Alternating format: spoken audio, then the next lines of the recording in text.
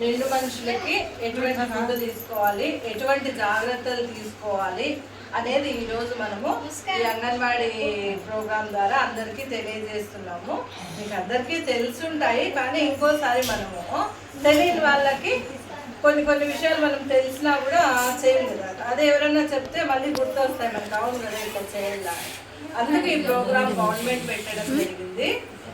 ముఖ్యంగా మన ముఖ్యమంత్రి చంద్రబాబు నాయుడు గారు, మన ఎమ్మెల్యే బాలకృష్ణ గారు ముఖ్యంగా శ్రీమంతం చేయడం ద్వారా తల్లులకి ఒక రకమైన సంతోషం కలిగించాలి సామూహిక శ్రీమంతాల ప్రోగ్రాం ద్వారా అని ఈ ప్రోగ్రాం ఏర్పాటు చేయడం జరిగింది. తల్లి ఆరోగ్యంగా ఉంటేనే బిడ్డ ఆరోగ్యంగా పుడుతుంది, బిడ్డలు ఆరోగ్యంగా పుడితేనే వాళ్ళు బాగా చదువుకొని మంచి పౌరులుగా తయారవుతారు అనే ఉద్దేశంతో తల్లులందరూ కూడా, నిండు మనుషులు గర్భవతులందరూ కూడా ఆరోగ్యంగా ఉండాలి అని కొన్ని రకాల గవర్నమెంట్ అప్లై చేస్తూ ఉంది. అవన్నీ కూడా మీరు తప్పకుండా తీసుకోవాలమ్మా. ఇంట్లో పోయి పక్కన పెట్టేయద్దండి, అవన్నీ కంప్లీట్ చేయాలి. మీరు మీ ఇంట్లో పెద్దలు వచ్చినారు కదా, మీరన్నా కూడా చెప్పండి సరేనా. వీళ్ళు ఇచ్చినవన్నీ కంప్లీట్గా తినాలి, ఎగ్స్ కూడా మీరే తినాలి. ముఖ్యంగా ఆకుకూరలు ఎక్కువ తీసుకోండి. ఆకుకూరలో ఏ విటమిన్ ఉంటుంది, డైలీ ఒక కట్ట చాలు, ఒక కట్ట అట్లా వేయించుకొని తిన్నా కూడా మంచిది. ఎందుకంటే పప్పులోకి వేసేస్తే అది అందరూ తింటాం, మనకు వచ్చేది కొంచెమే అయిపోతుంది. ఒక కట్ట ఆకుకూర అంతే, జస్ట్ ఉడికి అట్లా ఫ్రై చేసుకుని తినేయండి. లేకపోతే చపాతీ పిండిలో కలుపుకొని చపాతీ చేసుకున్నా కూడా తినచ్చు. అర్థమైందమ్మా. ఏదో ఒక కట్ట నాటుకూర కానీ రోజు ఒక ఆకుకూర తీసుకోండి అంతే. 5 రూపాయలు 10 రూపాయలు ఉంటుంది కదా, రోజు ఒక ఆకుకూర కట్ట తింటే మీ ఆరోగ్యము చాలా చాలా బాగుంటుంది. మీరు ఒక్కరే తినాలి ఒక కట్ట అంటే చిన్నగా వస్తుంది కదా. కాబట్టి మా పాప ఆరోగ్యంగా పుట్టాలి అనేది మీకు ఉంటే మీరు ఖచ్చితంగా డైలీ ఒక ఆకుకూర కట్ట తినాలమ్మా. ఇంకా ఇక్కడ ఉన్నాయి కదా, ఇవన్నీ కూడా మీకు చెప్పడానికే ఇచ్చినారనమాట. మెంతాకు, కొత్తిమీర తింటే కిడ్నీస్కి ఆరోగ్యానికి చాలా మంచిది చూడమ్మా. కొత్తిమీర జ్యూస్ తాగొచ్చు, ఏమిటం సప్పగా ఉంటుంది అంతే. ఓకే, జార్లో వేసేసి కొంచెం కొత్తిమీర పుదీనా తాగేస్తే చాలా చాలా మంచిది. మేమైతే కాఫీ టీలు మానేస్తాం, రోజు జ్యూస్లే తాగేది. కొత్తిమీర జ్యూసు, సొరకాయ జ్యూసు ఇట్లా అనమాట. కొత్తిమీర జ్యూస్ తాగితే చాలా చాలా మంచిది. పలకలాకులో ఏ విటమిన్ చాలా ఎక్కువగా ఉంటుంది, కంటికి మంచిది, బిడ్డ కంటికి కూడా మంచిది.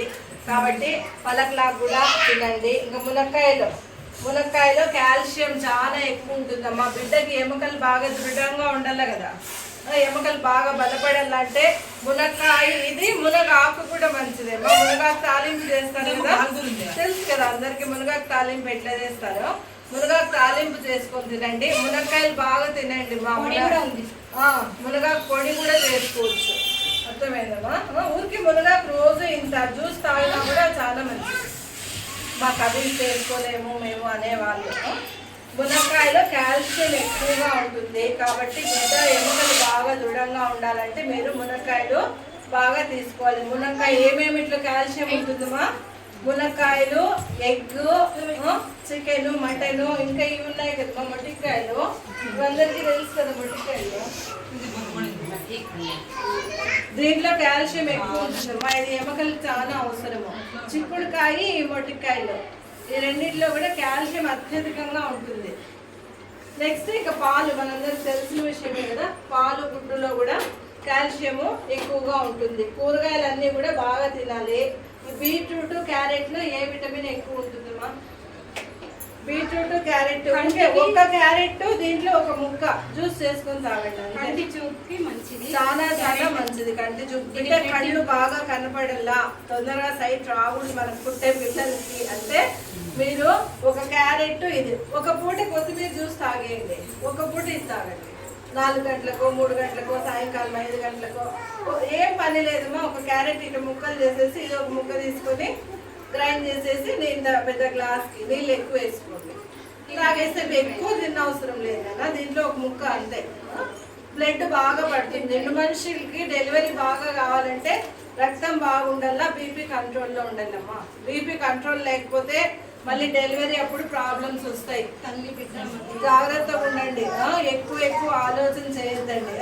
శాంతమైన హృదయంతో పెట్టుకొని ఉంటుంది. బీపీ మళ్ళీ అప్పుడు మాకు ఇక్కడ కాదు బెంగళూరు పోలా అనంతపూర్ పోలా అని చెప్తారు చూడమ్మా. మీకు ఆరోగ్యంగా ఇక్కడే డెలివరీ కావాలంటే మీరు ఫుడ్ బాగా తినాలా, బీపీ కంట్రోల్లో పెట్టుకోవాలా.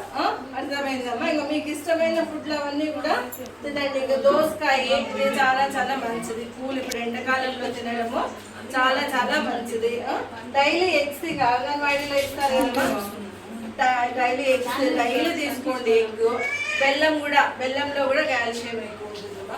బెల్లం కూడా తినడం చాలా మంచిది. ఇంకా మీకు ఇష్టమైన ఐటమ్స్ ఏమన్నా ఉంటే కూడా చేపించుకొని తినండి. అర్థమైందమ్మా? ఇంకా వేడి నీళ్ళు ఇప్పుడు ఎండాకాలం తాగలేము కాబట్టి వేడి నీళ్ళు చల్లగా చేసుకొని తాగండి. ఎందుకంటే చల్లనీళ్ళు అట్లే తాగండి. ఇప్పుడు వాటర్ స్కేర్సిటీ ఉంటుంది ఎండాకాలం కాబట్టి, దాంట్లో కూడా అడుగు నీళ్ళు వస్తూ ఉంటాయి. మోటార్లలో కూడా మనకి ట్యాంకుల్లో వస్తాయి కదా, నీళ్ళన్నీ ఎండిపోయి అడుగులు వస్తూ ఉంటాయి. కాబట్టి మనము నీళ్ళు కాంచుకొని తాగేది మంచిది. ఎందుకంటే మీకు జ్వరం వచ్చింది అనుకో, లోపల బేబీకి కూడా ఎఫెక్ట్ అవుతుంది. మళ్ళీ టాబ్లెట్ వేసుకోవాలా, ఆ టాబ్లెట్ బేబీ కూడా ఎఫెక్ట్ అవుతుంది. జ్వరాలు రాకుండా చూసుకోండి అందరూ. మన జాగ్రత్తలో మనము